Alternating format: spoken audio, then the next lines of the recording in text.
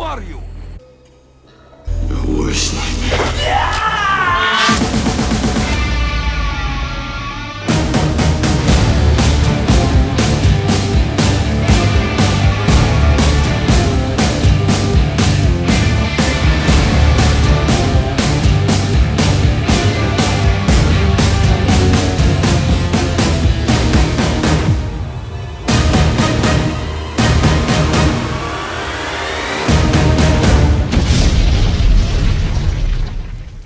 Rambo was the best. What makes a great action hero? Is it the character's talents? Is it the context of what the character is involved in?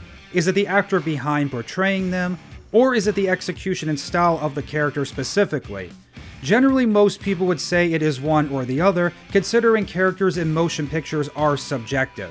Some would say the Terminator is the best action hero because the character is a cyborg. Some would say Indiana Jones is the best action hero because he is played by Harrison Ford. Or some would say Ethan Hunt is the best action hero because of the character's relentless nature of determination to stop the bad guys at all costs. But despite a character's background, what makes an action hero character great is not because of the character's qualities specifically, but the character's arc. What makes a hero develop and how do they grow? A good character in any film is a character that changes. There are countless characters in the history of the action genre that became iconic as well as evolved, but none other have been more iconic, unique, and stayed the course than John Rambo. John! The late 1970s and 80s was the golden age for action films. Some would argue the greatest era of filmmaking, which were led by dozens of larger-than-life protagonists that ranged from a huge variety of different representations. Go ahead. Make my day. This era had it all. It dominated the cinematic landscape and gave rise to the action movie hero, a character who would overcome impossible odds to save the day and return for the sequel. And despite some fatigue after this era's run, the action genre still remains one of the top heavyweight film genres in the industry and continues to compete for box office supremacy in cinemas today. Why is John Rambo considered by so many to be the best hero in the action genre? There are many out there that would argue John Rambo is the best action hero because of the character's patriotism, because we see ourselves in him and how anybody can become a hero of one's nation, or because he is the most grounded action hero and thusly the character's films are far more believable and immersive. As far as the realism aspect, John Rambo isn't entirely realistic, but if a good screenwriter can take an arguably outlandish premise and make an immersive story out of it, as long as audiences can understand what is happening and explain why, realism doesn't become the problem, it is the consistency that does. Plus, basing a character in the real world is the most effective in my opinion because it makes it easier for the screenwriter to deliver a strong degree of consistency as they extrapolate details from real life.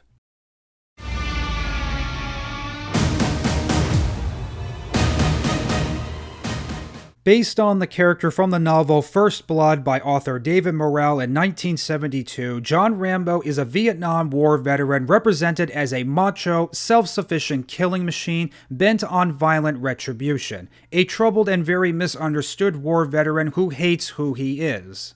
John Rambo was first introduced to audiences in 1982 in the film titled after the novel First Blood, portrayed by actor Sylvester Stallone, who was becoming one of the biggest action stars in the late 1970s, with big hits such as the Rocky trilogy and Escape to Victory.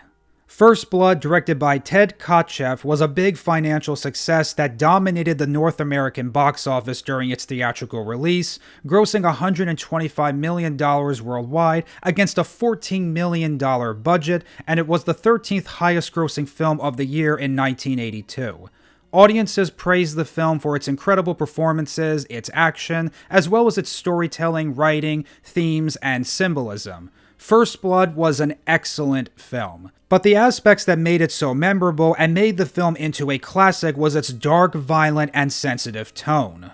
Unlike other post-war films that came earlier, such as Taxi Driver, Coming Home, even The Deer Hunter, that depicted a military veteran character being unable to adjust to the America to which he returned, First Blood was a film that faulted America for not caring enough about those who fought in the war. A point that John Rambo himself drives home through a combination of purposefully non-lethal attacks against law enforcement and the National Guard, along with one very strong, impassioned monologue. It's over, Johnny. It's over! Nothing is over! Nothing! You just don't turn it off!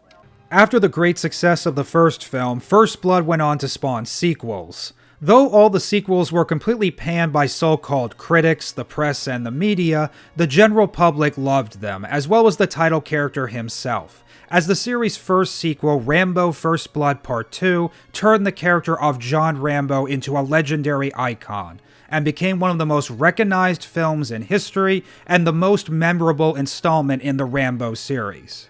Though the character being recognized as an action stereotype, John Rambo is really a broken and emotional man. The character has a lot of emotional depth that most people would think based on what the popular culture has depicted the character to be. This shines incredibly and brilliantly through Sylvester Stallone's acting performance. For this character who I felt so close to, because it's so important, because he represents a lot of people today that are alive and well, hopefully, and I wanted to do justice by them. Most people would say John Rambo is not entirely likable, but it is the character's actions that speak for him, since John Rambo is a character of few words, where his motivations, emotions, and feelings are all shown through his body language, facial expressions, and his eyes. Over the course of the series, the character slowly changes and breaks out of this shell of his in the later sequels, but when all comes down to it, John Rambo is a man of pure action and rarely talks, while displaying his own self-defined sense of justice throughout his life and adventures. John Rambo is a decorated war veteran, but also a very disturbed hero. He is a character filled with great self-loathing and truthfully hates killing, but he is not afraid and is always willing to use his skills to protect those who are close to him. A consistent plotline and themes that are staples throughout the Rambo series. John Rambo is a man who fought for America and was very comfortable at war, but the toughest war he has ever faced is himself. John Rambo is one of the most down-to-earth action genre characters you will ever find in the history of cinema, and the main reason behind why John Rambo is the best action hero is a lot simpler than you may believe. John Rambo is the best, most iconic, and most interesting action hero because the character arguably has very captivating conflicts. John Rambo's villains are all very strong and based on real-life people, such as corrupt cops and bureaucrats, military factions, mercenaries, and cartels. Rambo fights against logically horrible people that exist in our reality, even though some of the villains are a bit over-exaggerated and stereotypical, while some are one-dimensional to a certain degree. All of Rambo's villains are quite memorable the way they are written for the most part. However, the conflicts themselves between Rambo and his villains is the most interesting, as the character uses his highly trained skills to defeat them. Even though this is a very typical hero-protagonist background that we have seen in dozens of films before and after, it is the execution of Rambo's skills that puts the character on a level of his own. Plus, whenever John Rambo is in action, it furthers the plot and drives the stories forward, an aspect that most action films rarely do. Don't push it. Don't push it, I'll give you a war you won't believe.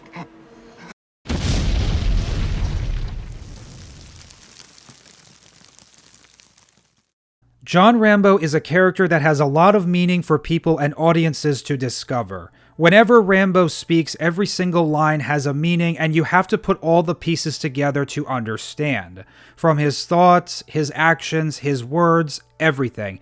Audiences see all of it and feel all of it all the way to the final act. However, due to his violent nature, many civil people in general tend to fear and avoid him, something that the character knows and expresses his deep desire to keep a lid on. You may try, but you can't get away from what you really are. What do you think I am? A full-blooded combat soldier. Not anymore. I don't want it. That's too bad, because you're stuck with it. There is never a moment where you hate watching John Rambo. Seeing this character succeed after watching him suffer, and suffer time and time again is very heartwarming.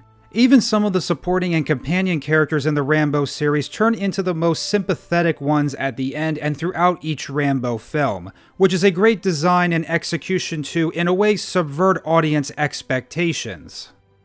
John Rambo may be forever recognized as an action stereotype that simply kicks ass, but Rambo, as stated, is a lot more than that. He is a psychologically destroyed man, a concentrate of anger and depression, a tragic hero overwhelmed with self-hatred, but will unleash his fury whenever people cross the line and touch the very things that matter to him most, such as his family, and nothing, no man, no law, and no war can stop him. When John Rambo brings his skills to the forefront, he in a way brings his tragic past to the villains he confronts and messes them all up like a true warrior that is raw and brutal. John Rambo is a warrior that does both the devil's and God's work by making his enemies suffer, his enemies feel his pain, as well as all the innocents who had suffered from them. He represents the freedom for all men, for justice to be served, and justice for all. Who do you think this man is? Good. Oh, God would have mercy. He wants